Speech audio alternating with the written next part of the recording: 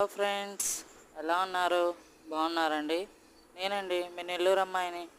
ఈరోజు మా Nellore side famous అయిన మెత్తాల ములక్కాడ పులుసు చేస్తున్నానండి. మా పాపకి, మా వారికి లంచ్కి పెడుతున్నాను ఫ్రెండ్స్. అది ఎలా చేయాలో మీతో షేర్ చేసుకుందామని వీడియోలోకి వచ్చేసాను ఫ్రెండ్స్. ఒకసారి ఎలా చేయాలో చెప్తాను, ట్రై చేయండి.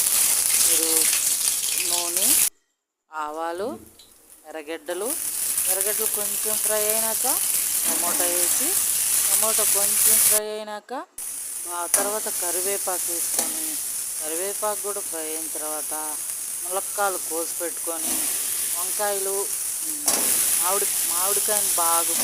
మామిడికాయని తొక్కు తీసి నీట్గా కోసి పెట్టుకోవాలి ఫ్రెండ్స్.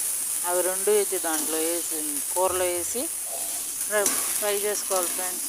ఫ్రై చేసుకున్న తర్వాత కొంచెం మగ్గిన తర్వాత ఉప్పు,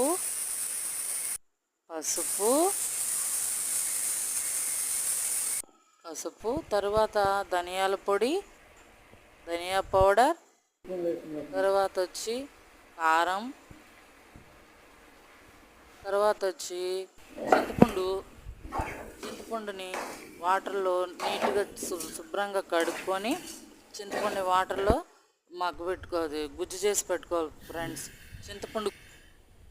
చింతపండు గుజ్జు బాగా వడగట్టుకొని దాంట్లో కొంచెం పోసుకొని, కొంచెమే సరిపోతుంది ఫ్రెండ్స్, ఎందుకంటే మనం మామిడికాయ వేస్తున్నాం కదా, అందువల్ల కొంచెం పోసుకొని, నేను చెప్పాను కదా మెత్తాలు, ఆ మెత్తాలు నీట్గా తలలు, తోకలు, పొట్లు అన్నీ నీట్గా క్లీన్గా చేసుకొని 2-3 టైమ్స్ కడుక్కొని వాటిని శుభ్రపరుచుకొని ఆ పులుసులో వేసుకున్న తర్వాత ఆ పులుసులో బాగా కలుపుకొని పొయ్యి మీద పెట్టుకుంటే అది బాగా ఉడికిన తర్వాత ములక్కాడ, మామిడికాయ ఉడికితే చాలు ఫ్రెండ్స్.